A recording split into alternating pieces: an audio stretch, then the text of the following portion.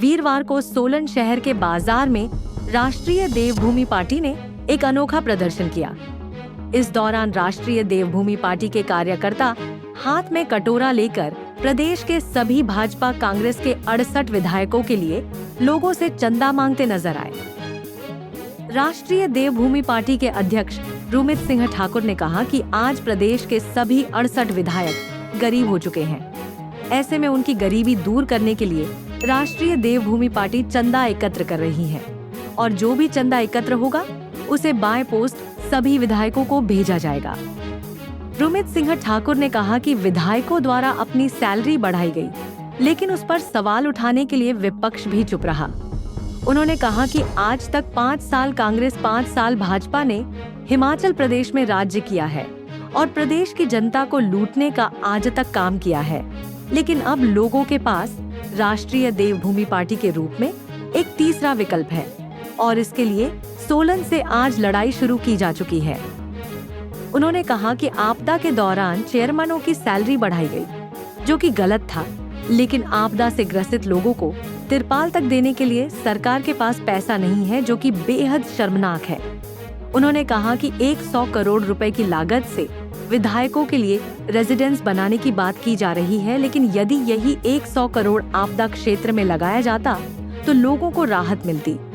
आज इस सरकार से पेंशनर परेशान है, युवा बेरोजगार बैठा है, लेकिन 68 के 68 विधायक सिर्फ प्रदेश को लूटने में लगे हुए हैं। आवश्यक जानकारी और लेटेस्ट अपडेट्स के लिए चैनल को फॉलो करें। देवभूमि पार्टी के पदाधिकारी आज सड़कों के ऊपर हैं। जिस प्रकार से आज पूरा प्रदेश आज आपदा से प्रभावित है, जगह जगह लोगों की जिंदगियां तबाह हो गई, जमीनें चली गई, मकान बह गए, ना जाने कितने करोड़ों का नुकसान इस हिमाचल प्रदेश की जनता को हुआ।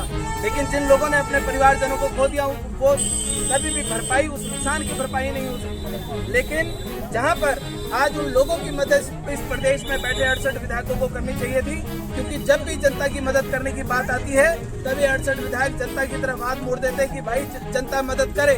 खुद एक तरपाल देने की इन लोगों की हैसियत नहीं होती। 100 करोड़ रुपए मेट्रोपोल में 11 मंजिला रेजिडेंस बनाने के लिए इन्होंने अपने लिए आवंटित कर दिया। 90,000 रुपए की बढ़ोतरी इन्होंने अपनी तनख्वाह में कर ली। अभी हाल ही में जो इनके चेयरमैन वाइस चेयरमैन सत्ताधीन सरकार में 30,000 रुपए से लेके 1,15,000 रुपए इन लोगों ने उनकी तनख्वाह बढ़ा दी। क्या आपदा के समय में ये प्रदेश की जनता पूछती है कि आपदा के समय में इन लोगों को 100 करोड़ रुपए की आवश्यकता थी? वो 100 करोड़ रुपए उन लोगों को जाना चाहिए था जिनके घर तबाह हो गए। वो 100 करोड़ रुपए उन लोगों को जाना चाहिए था जिनकी जमीनें तबाह हो गई। ये 90,000 रुपए का बढ़ावा इजाफा इन लोगों ने अपनी तनख्वाह में कर लिया।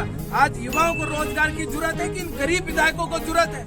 इन लोग ये अगर आप इनकी एवरेज निकालेंगे, डाटा निकालेंगे, एक विधायक करोड़पति विधायक है भाजपा और कांग्रेस के।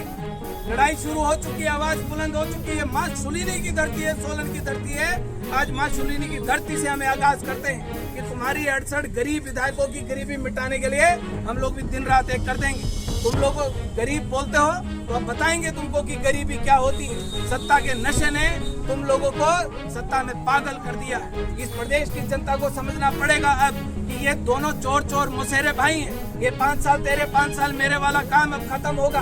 अब हिमाचल प्रदेश में तीसरा विकल्प राष्ट्रीय देवभूमि पार्टी आएगी और पूरी ताकत के साथ 2027 में आएगी। और इन लोगों के साथ हमने 2-2 हाथ पहले भी किए साथ और दोबारा से तैयार है इस हिमाचल प्रदेश की जनता के लिए, उन लोगों के लिए जिनके हक की 68 गरीब विधायक, बीपीएल से भी नीचे वाले विधायक मारकर बैठे। आज चंदा इकट्ठा करेंगे और बाय पोस्ट इन 68 विधायकों को भेजने वाले हैं। आप सभी लोगों से मेरा निवेदन है कि जितने भी लोगों ने इन 68 विधायकों को के कहने के ऊपर आपने आपदा प्रभावित लोगों को कंबल भेजे, राशन भेजे, पैसे भेजे, कपड़े भेजे, बर्तन भेजे, 1-1 रुपया अपनी जेब से इन 68 विधायकों को भेजे प्लीज।